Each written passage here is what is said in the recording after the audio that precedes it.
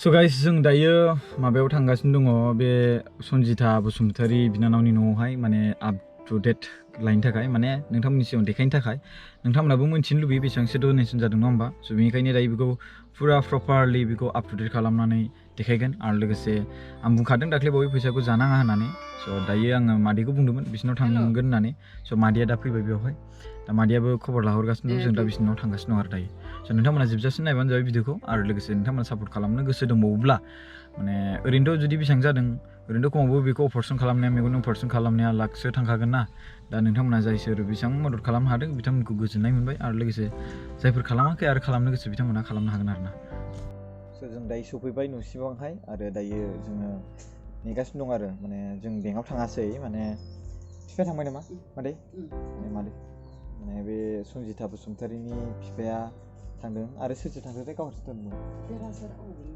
नैबिसिनिया नैबे बिसिनि न' खाथिनि बे देरहासार होननाय मानसिया थांफादों आरो ना ओमफ्राय दायो आपडेट खालामहैदों ओमफ्राय जों बेयाव नेगासिनो दं आरो ओमफ्राय दा बेखौ मोनफैबाथाय भिडिअखौ खालामसिगोन ओमफ्राय नोंथांमोननाव देखायसिगोन बेसेबां जाखो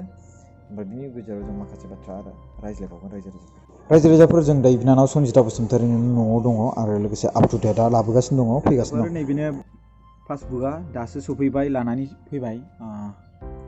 आदैया नै सफैबाय नैबेनो ओमफ्राय दायो आं बेयावबो लानानै देखायनोसै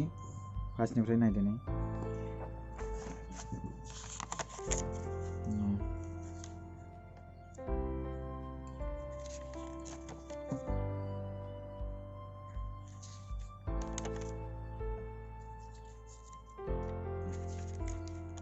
नायबानो जाबाय बेवहाय गासै 1010 जन मानसि हरदों आरो 500-520 जन मानसि हरदों आरो ना ओमफ्राय लोगोसे 100-200-300 इदि आरो ना नैलाय 2000 मोनसे हरदों नै 2000 हरदों आरो 1000 इदि हरदों आरो ना 32,749 सिम थांबाय ओमफ्राय दायो नैबेनियावहाय लास्टआव नायबाय 40,000 पेजआव आरो लोगोसे बेसेबांसिम थांगोन आं नोंथांमोननि सिगाङाव देखायगोन लास्टआव 44,944 बेनो जोबथा नै गासै टटेल 47,564 सिम जाबाय आरोना रायजो राजाफोर स' दायो माने अपारेसन खालामनायावहाय खमावबो लाखसो थांगोन होनदों नामा मादै स' ओमफ्राय दायो माने बेखौ हायद्राबादाव लांमारगोन ना हायद्राबादाव शिलंआव नङाबो हायद्राबादाव आरो ना शिलंनियाथ' अपारेसन खालामनो थाखाय नागिरखादोंमोन ना ओमफ्राय दा बेयाव थांजासिगोन ना शिलंआवनो थांग्रोनोसै नामा शिलंआव आरो ना स' शिलंआवहाय दायो माने होमबा बेयावनो अपारेसन खालामहैदो अपारेसनखौ थारमाने बेवहाय शिलंआव थांनानै अपारेसनखौ खालामनो हायो ना हाया बेयाव थांसिगोन दा नोंथांमोना आप टु डेटखौ नुबाय नङा होमबा गासै बेवहाय 47,564 सिम डनेसनाव हरनाय जाबाय जायफोर डनेसन हरदों बिथांमोननिफ्राय गोसो गोरबोजों गोजोननाय थाहरबाय ओमफ्राय मादै लांनाया हायद्राबादावनो लांनो नाजादोंमोन नङा होमबा माने हायद्राबादाव लानानै थांनो नाजादों ओमफ्राय दा फैसाया एसे बेवहाय 47,000ल' जादों नालाय दा बेयाव थाङोब्ला एसे बेयो एसे खम जागोन आरो ना जुदि फैसाया जुदि जामाराब्ला शिलंआव लांनाय जागोन आरो शिलंआवहायबो मोजां चिकित्सा बेयाव मुलि हरदोंमोन नामा 8 मासनि नङा होमबा स' बिनिखायनो रायजो राजाफोर नोंथांमोना जायफोर मदद खालामनो गोसो आरोबाव दंबावो बिथांमोना माने जाहाथे मदद खालामहरो माने आं बिनानावखौ देखायनोसै नोंथांनि सिगाङाव आरोबाव खेबसेबाव बिनानावा माबोरै दं नानि माबोरै दङ नानि मेगना माबायदि सायो माबायदि गोरा मोननाय मेगना क्रस थाबाय नालाय आगोलावथ' मोनामोन बे मुलि होनानै दा बेखौनो लांनांगौ दायो ओमफ्राय बिनि गेजेराव फैसायाथ' 47,564 सिम जाबाय नङा होमबा दा माने रायजो राजाफ्रा जाहाथे एसे आं सानदोंमोन माने 1 लाखसो 1.5 लाखसो बा 2 लाखसो जायोब्ला जाहाथे बिनि अपारेसन खालामनाया साक्सेसफुलाव एसे एनै हामद्राया बेखौ जों मोनथिनो मोनगौमोन आरोना जों ओंखायनो लेट्स डु गासिबो मानसिफ्रा सापर्ट खालामहरलायलाय जायफोर मानसिफ्रा जेसेबांखिनि मदद खालामदों आरो बिथांमोनखौ गोसो गोरबोजों गोजोननाय थाबाय आरो जायफोर खालामनो हायो बिथांमोना अननानै बे बिनानावनि थाखाय डनेसनखौ खालामहर आं बेखौ मिजिंथिहरो माने बिथांनि मेगनखौ खेबसे नायनोसै बेसेबांसो थाङो नोंथांमोना जेसेबांखिनि 47,564 जाबाय नालाय दा 50 बा 1L सो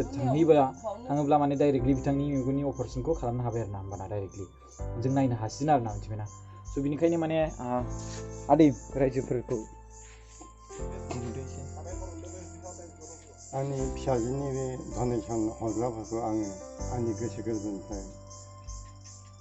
रोजा रोजा साबायखर बावहरनाय जाबाय बोर सारस्रिनाय जाबाय रायजोफोर जाहाथे आरो हरबावो फाइनान्सियेला मिला मोन्दों जाखिनि अनथावरि गोसो गोनां मानसिफ्रा हरबावो आं बेखौ खावलायदेरनाय जाबाय रायजो राजाखौ आदैनाबो मेगना फारसे एसे प्रब्लेमानो दं आदैनाबो प्रब्लेम आरो फारसेथिं आखाइनियाबो आखायाथ' लाजायाखै जायफोर मानसिफ्रा डिजेबिलिटिसनि खामानि मावो बिथांमोना जाहाथे बे क'क्राझार जिल्लानि सिङाव थानाय बे सालाकाथि एरियानि जायफोर डिजेबिलिटिसनि सायाव खामानि मावो बिथांमोना जाहाथे नैबे आदैनिसिम कल खालामनानै बा बिथांनि न'सिम फैनानै जाहाथे बिथांनि पेन्सन मोननाय बिथांनि डिजेबिलिटिसनि फैसा मोननायखौ खामानिखौ मावफुंनानै होयो आं बेखौ गोसो गोरबोजों खावलायहरनाय थायो स' मादै नङा होमबा जों जिखिनि खामानि मावदोंमोन दाख्लै बावै फैदोंमोन दासिमहालागै जोंना बाजेटआव माने फैसाया फैबाय 47सिम नङा होमबा दायोथ' जोंनो एसे एनै नांबावगौ नङा होमबा स' जों आसा खालामो रायजो राजाफ्रा जायफोर मदद खालामो जाहाथे जोंनि जे थांखि बे खालामनायाव बेखौथ' जास्ट माने जों जुदि मिशनखौ साक्सेस खालामनो थाखायसो भिडिअखौ खालामदोंमोन नङा होमबा दा बेथ' मिशन गेजेरावनो जोंथ' आनसाक्सेसफुल खालामनाया होमबा जों गासिबो जयै नांनानै जुदि जों अनलायलायनानै जुदि जों बेखौ खालामोब्ला बिथांनि बिनानावनि आं फेसबुकआव होनानै होगोन आरो डिसक्रिपसनावबो होबावगोन आरो लोगोसे लिरनानै होबावगोन नोंथांमोना जाहाथे मदद खालामो फुल डाइरेक्टलि एकदम बिथांनि अपारेशनखौ खालामजोबजासिम स' बिनिखायनो गोसो गोरबोजों माने खुलुमहरनाय थाबाय आरो लोगोसे नोंथांमोनखौ मदद खालामगोन आरोबाव बेखौ आसा थाबाय स' गोजोननाय थाबाय दिनैनि आपडेट नोंथांमोना सोङो नालाय बेसेबांसो जाखो बेसेबांसो जायाखै स' बिनि थाखायनो बे भिडिअ